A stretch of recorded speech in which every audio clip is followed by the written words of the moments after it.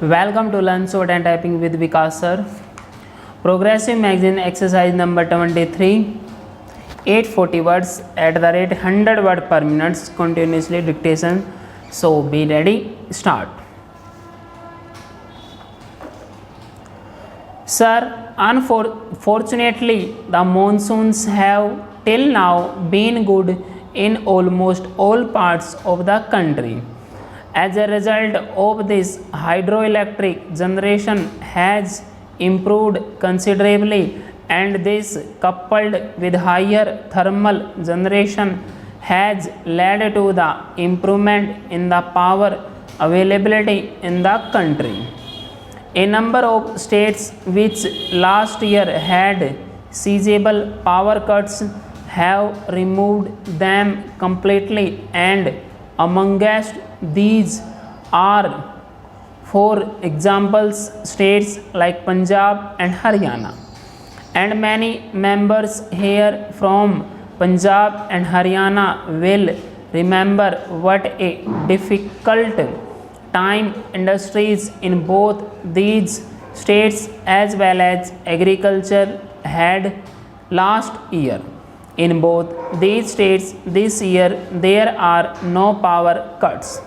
Tamil Nadu has also removed all restrictions just now. A few months ago they had 100% restriction in some of their industries. I think that would be a better way to manage things whenever shortages occur like this. States like UP, Maharashtra and Karnataka, which last year were faced with great difficulties in the field of power, have considerably relaxed these power cuts. Madhya Pradesh has almost removed restrictions imposed earlier in the other states except for Andhra Pradesh. I would say the situation is satisfactory.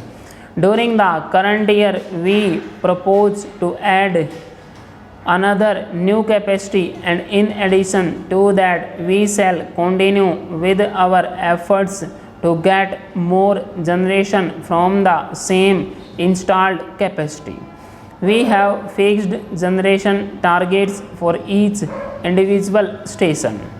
While I have referred to the improved situation, I would say with this improvement there will be general satisfaction in the country, and at any rate the heavy damage would not be there, and it will come down to a comparatively small figure. Nevertheless, I think the need for vigilance continues, and we cannot afford to be complacent. We have established a monitoring system through which we keep a watch on generation all over the country, and I get daily reports of generation from every single unit in the country, so that we can keep a close eye on the output of generation in all thermal stations in the country.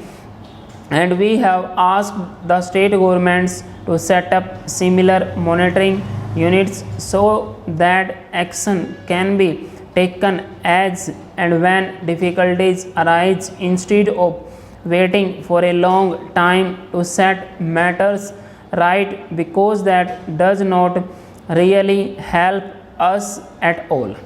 We have been trying to improve the organizational arrangements. There is one other aspect to which I would like to refer briefly, and that is about the thefts of electric wires, thefts of transmission parts, and in a few cases thefts of components of transmission powers, which led to a situation where in the first shower of monsoon the whole tower fell, and in spite of good generation the power could not reach the consumers either in industry or agriculture, or even for the consumers either in industry or agriculture or even for lighting. This is a highly anti-national activity.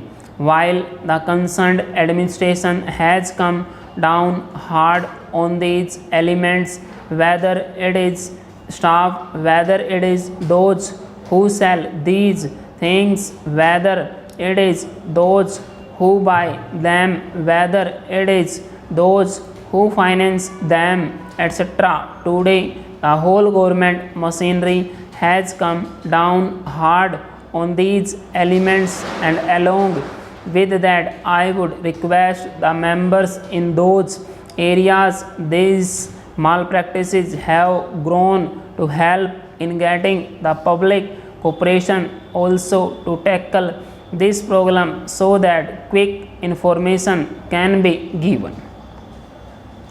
I know that in the past a couple of years back, when similar thefts of the wire were taking place in the transjunction lines of the railways, the public cooperation helped us very greatly in putting an end to this, and the police patrols also helped to a large extent because villagers were patrolling the railway lines and immediately they gave the information, and in some cases they apprehended the criminals. So I would request you to help us to safeguard these vital installations. We ourselves intend to examine whether the law needs and any strengthening to take action against such elements. My friend referred to strong regional grids as a step towards the evolution of a strong national grid.